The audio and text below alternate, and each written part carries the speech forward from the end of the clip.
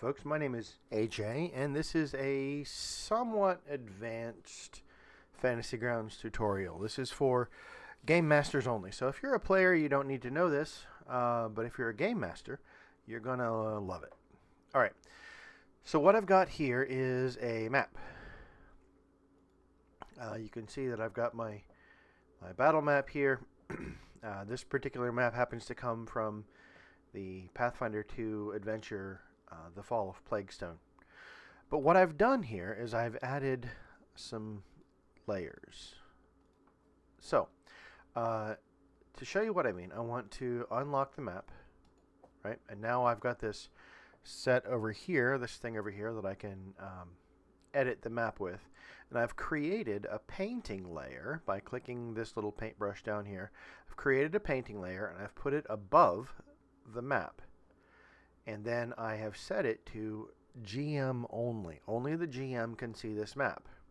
Or this layer, rather. Right? And you can put your GM information on this layer and your players won't see it. So if you want to leave notes to yourself, if you want to, like the module labels this section as G1 and this section as G2. If you want to designate that for yourself so that you can see it, you can do that. If you want to, for example, so let's go into the GM layer here. Now I'm going to click the painting section because this is a painting layer. I'm going to use the stamp tool because that's just what I want to use. And I'm going to go in here and find a token. Now I've made lots and lots of tokens with Microsoft Paint. And with other programs, PNGs work very well. But if you want access to those, let me know. I'll get them to you somehow. But you can grab a token, drag and drop it into this area, and then suddenly it's on your stamp. You can put it there as many times as you want to. Your players can't see it because it's on the GM only area. But what if you don't want it to obscure your vision too much? Come to the tint tool here and you can turn the alpha down. I generally like it around 100, or I often use 99 because it's quicker to type.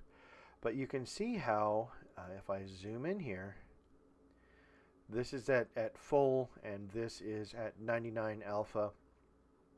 Now, what if I wanted this in a different color? If this was a trap marker or something. Again, you come to your tint tool here and you pick whatever color you like. You hit OK and you can drop it there. What if I wanted it rotated for some reason? No problem. Put it up here at a 45-degree angle. And drop it there. If I want to make it smaller, I come up here to the size. And I can make it 1 square. If I want to make it bigger, I come up here to the size again, and I can make it 6 squares. And you can do this with anything you like. You can also, if you wanted to, make a layer. So let me get rid of all of these. I've got this selection tool here. As long as I'm in the GM layer, as long as the GM layer is selected, I can select those and get rid of them with the delete key. Now, what if I wanted these bushes to catch fire? All right. So I'm going to go into paint here. I'm going to click. Nope. I don't want. Right. I don't want line. I want stamp. I'm going to click in here and I'm going to look for fire. Okay, I don't have anything in there. I don't have anything in this particular folder, but I can go up all the way to home and I'm going to look for fire. And there are some good options here. Ooh, I've got this nice animated one. So okay, good. We're going to do that. So let's create another layer. right? Another painting layer, and make sure this one is shared with players, and I can turn this off. I can make it invisible. I don't want to do that just yet, but I'm going to go here, drag and drop an animated fire into that. Now, this is pretty big. I only want it to be 2 by 2 square.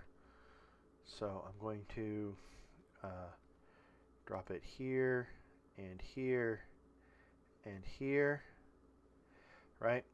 And then I'm going to rename this layer. I'm going to call it Burning Bushes, and I'm going to lock it. All right. Now, my players come into this area here. Let's see, we'll have to go back to the play section. Don't forget that. My players come into this area here, and I make this invisible, and something happens, the spell goes off or whatever. I click the, I take it from invisible to visible, and suddenly the bushes catch fire, and my players can see that, and it's a fun little layer of immersion for them. Likewise, if I want to see the GM, well, I've already deleted everything on the GM layer, but I showed you that earlier. You can create notes for yourself. You can designate certain squares as being traps or whatever you need to do.